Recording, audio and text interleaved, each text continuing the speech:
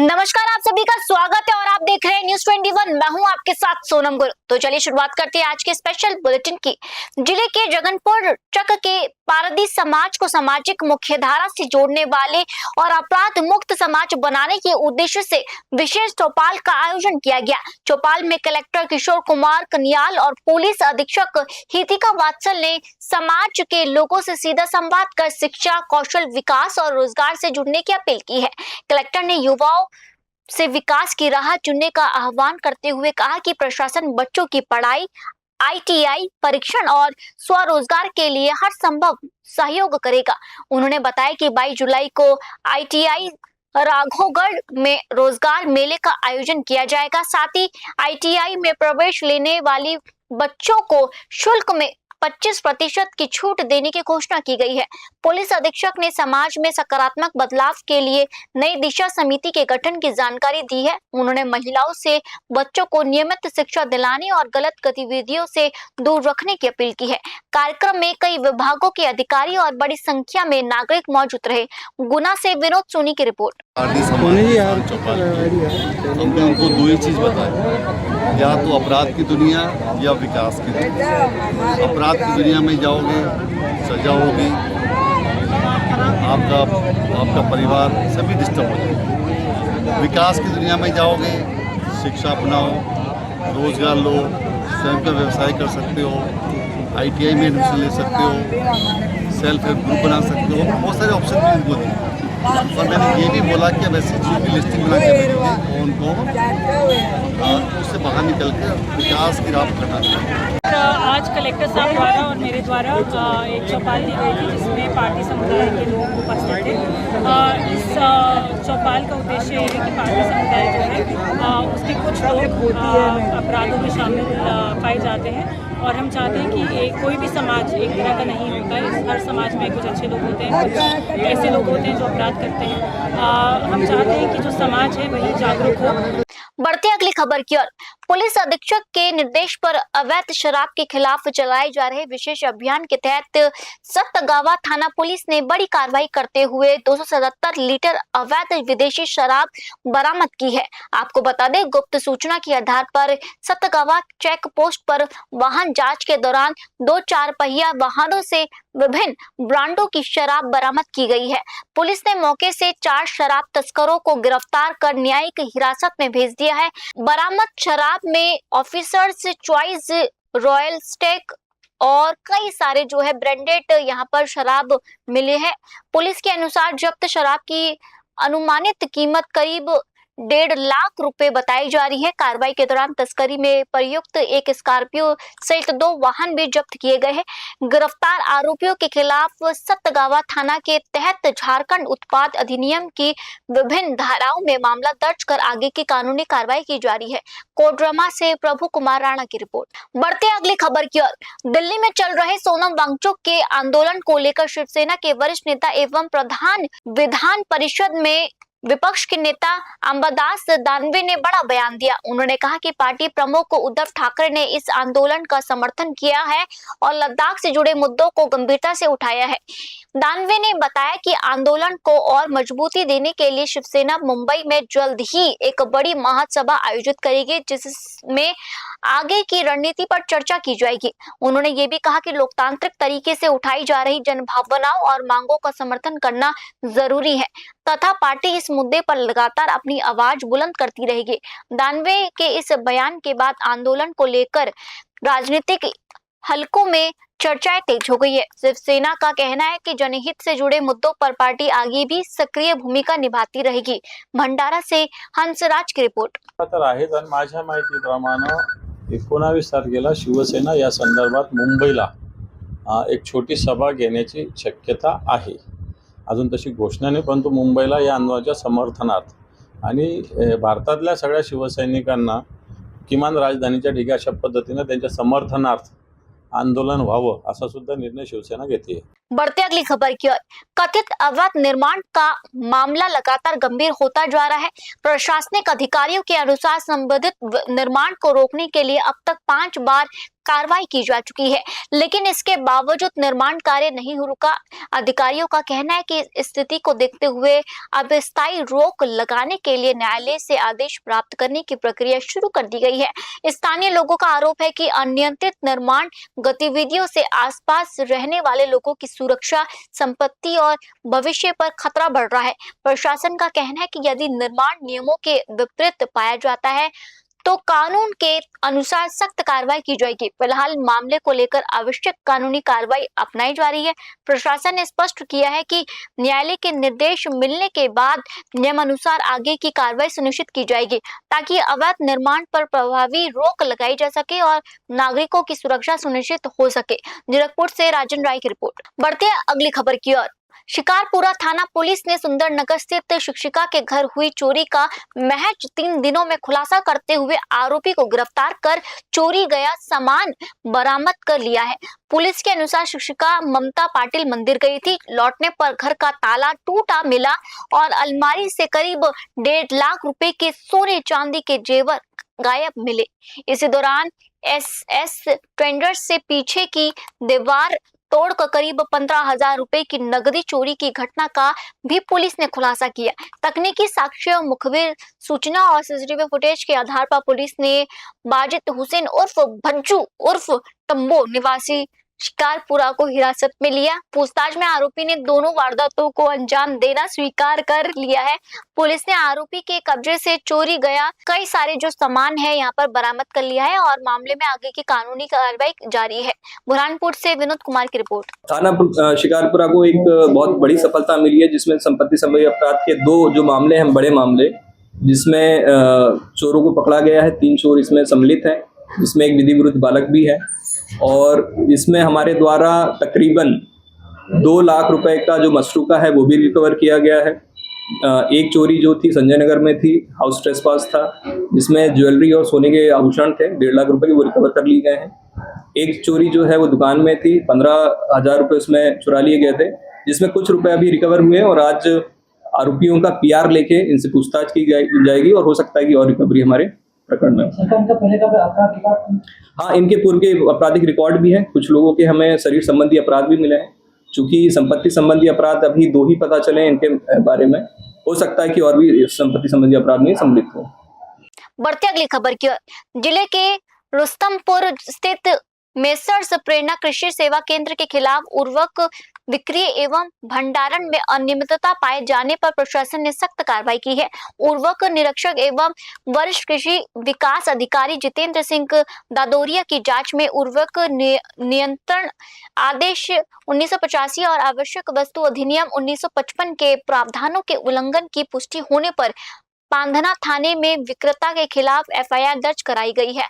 उप संचालक कृषि नितेश यादव ने बताया कि निरीक्षण के दौरान ई-टोकन सिस्टम के निर्देशों का पालन नहीं किया गया। वहीं POS मशीन से यूरिया के 1102 बैग उपलब्ध दर्शाए गए हैं, जबकि मौके पर यूरिया का कोई स्टॉक नहीं था।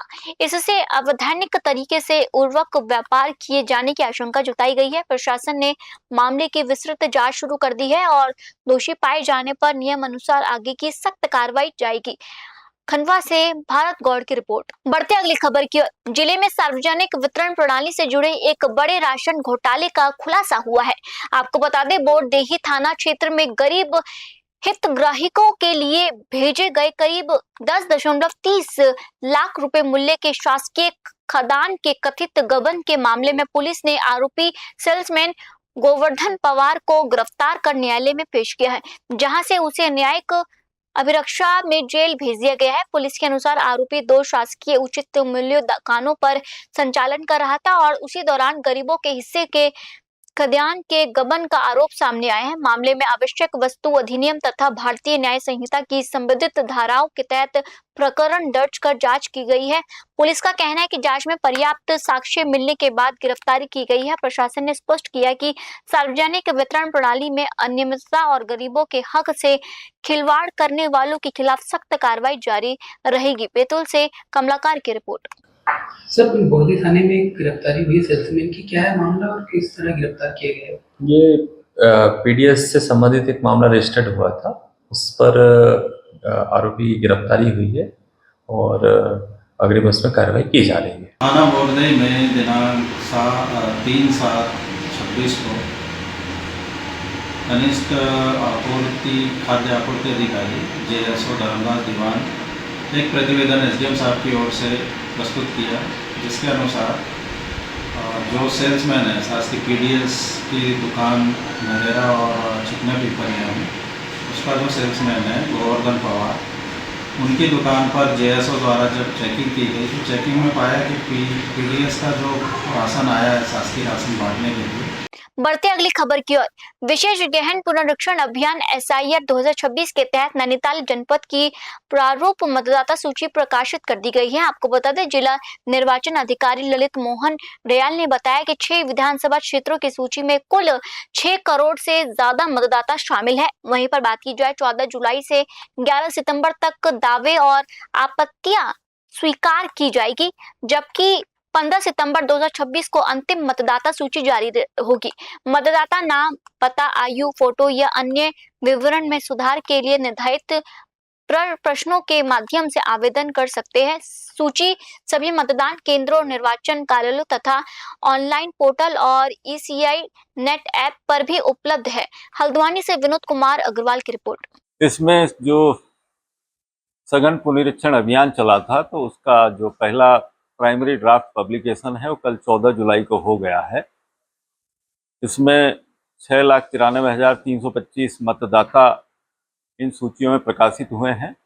71,000 जो मतदाता हैं वो ASDD लिस्ट में आए हैं। ऑल 6 असेंबली कॉन्स्टिट्यूंसीज में जो एब्सेंट, शिफ्टेड और डेड जो वोटर्स हैं उनका आंकड़ा 71,000 के आसपास है। अब इसमें आगे की कार्रवाई होनी है।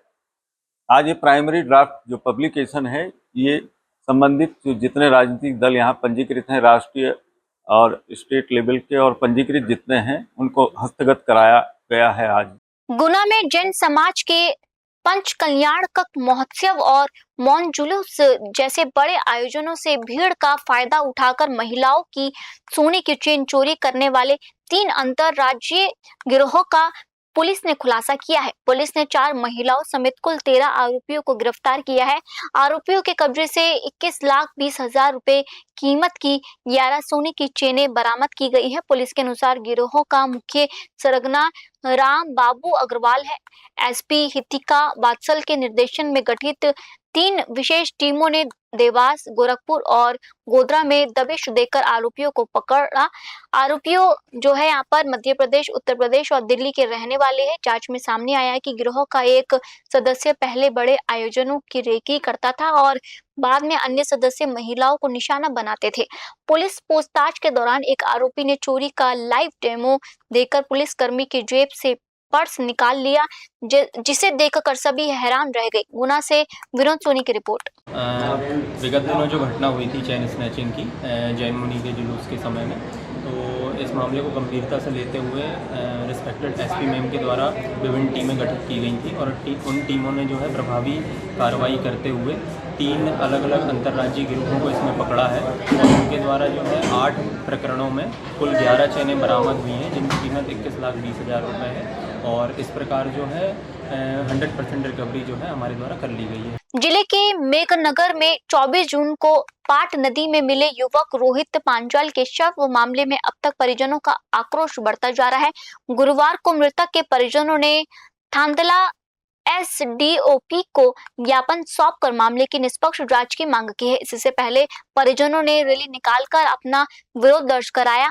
आपको बता दें, काकनवनी निवासी रोहित पांचाल का शव मेघनगर के पास पाट नदी में संदिग्ध हालत में मिला था। मौके से उसकी बाइक और चप्पल बरामद हुई थी, जबकि मोबाइल घर पर मिला था। परिजनों को आशंका है कि रोहित की हत्या की गई और पुलिस जांच में देरी कर रही है। ज्ञापन देने पहुंचे रोहित के छोटे बच्चों ने भी न्याय की मांग की है, जो भावुक कर देने वाला पल रहा। परिजनों ने पुलिस अधिकारियों की भूमिका पर सवाल उठाते हुए निष्पक्ष जांच की मांग की है। उन्होंने चेतावनी दी है कि जल्द कार्रवाई नहीं हुई तो चक्का जाम किया जाएगा। झाबुआ से पुनीत जोशी की रिपोर्ट। रोहित पिता बाबूलाल पांचाल जी की मौत हुई है। उसमें थाना मेघनगर में मर्ग कायम है और मर्ग जांच में अभी कुछ जांचें अभी आना है, वैज्ञानिक जांच है, उस कारण से वो थोड़ा विलम्ब हो रहा है। जांच जारी है उसमें। क्या ये आत्महत्या माना जा रहा है या हत्या है सर, कुछ इस बारे में? नहीं, ये अभी क्लियर नहीं हो पा रहा है, जांच कर रहे हैं। तब हत्या आत्महत्या दोनों बिंदुओं पे जांच चल रही है। बढ़ते अगली खबर की ओर। झाबुआ में भोपाल की जनजातीय छात्रा से कथित मारपीट और दुष्कर्म के मामले को लेकर अखिल भारतीय विद्यार्थी परिषद ने विरोध प्रदर्शन किया। आपको बता दें, एबीवीपी झाबुआ इकाई के कार्यकर्ता ने राजगढ़ नाका पर NSUI का पुतला फूंककर आरोपी के खिलाफ सख्त कार्रवाई की मांग की है।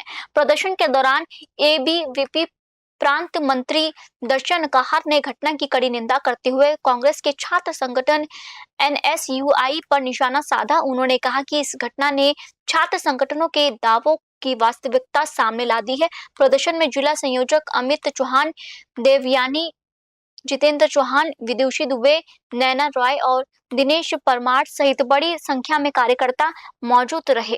आपको बता दें, पुलिस ने मामले में आरोपी के खिलाफ FIR दर्ज कर जांच शुरू कर दी है। वहीं पर एबीवीपी ने निष्पक्ष जांच और दोषी के खिलाफ कठोर कार्रवाई की मांग की है। झाबुआ से पुनीत जोशी की रिपोर्ट। हम सभी जानते हैं, इसे 10 जुलाई को भोपाल में सुभाष यादव, जो NSUI तथाकथित अपने आप को छात्र संगठन कहता है, उसके महासचिव है, उन्होंने एक ट्राइबल छात्राओं को बैठक के नाम पर अपने फ्लैट पे ले जाकर उसके साथ दुष्कर्म किया और साथ ही उसके साथ मारपीट और हिंसा का भी प्रयत्न किया है। उसके ऊपर ऐसे ST/SC धारा भी लगी है, लेकिन हम चाहते हैं कि उसके ऊपर कड़ी से कड़ी कार्रवाई हो। छात्राएं किसी भी प्रकार की है, उनके ऊपर जो विश्वास करके किसी छात्र संगठन में जुड़ती है, लेकिन उसके साथ इस प्रकार की कृत्य करना बहुत ही निंदनीय है। जो छात्रा के साथ दुष्कर्म हुआ है, उसके लिए हम एबीवीपी विद्यार्थी छात्राएं सब चाहती है कि उसके लिए बड़ी कार्रवाई हो। जिले के बावनिया रेलवे स्टेशन पर गुरुवार सुबह रेलवे ट्रैक पर एक 19 वर्षीय युवक का शव मिलने से सनसनी फैल गई। प्रारंभिक जांच में युवक के ट्रेन की चपेट में आने की आशंका जताई जा रही है। सूचना मिलते ही पुलिस मौके पर पहुंची और शव को कब्जे में लेकर पोस्टमार्टम के लिए भेज दिया गया है। आपको बताते हैं, मृतक की पहचान ग्राम झुमिड़िया निवासी सुभाष पिता पारस वसुनिया के रूप में हुई है। स्थानीय लोगों ने सुबह करीब 6 बजे रेलवे ट्रैक पर शव देखा, जिसके बाद रेलवे प्रशासन को सूचना दी गई। परिजनों के अनुसार सुभाष बूतकर रात बिना बताए घर से निकल गया। बताया जा रहा है कि उसका पत्नी के साथ पारिवारिक विवाद चल रहा था। फिलहाल पुलिस ने मर्ग कायम कर जांच शुरू कर दी है। पुलिस का कहना है कि पोस्टमार्टम रिपोर्ट और जांच के बाद ही स्पष्ट हो पाएगा कि मौत हादसा है, आत्महत्या या इसके पीछे कोई अन्य कारण है। झाबुआ से पुनीत जोशी की रिपोर्ट। फिलहाल आज के बुलेटिन में इतना ही और आप देखते रहिए News 21। जय हिंद।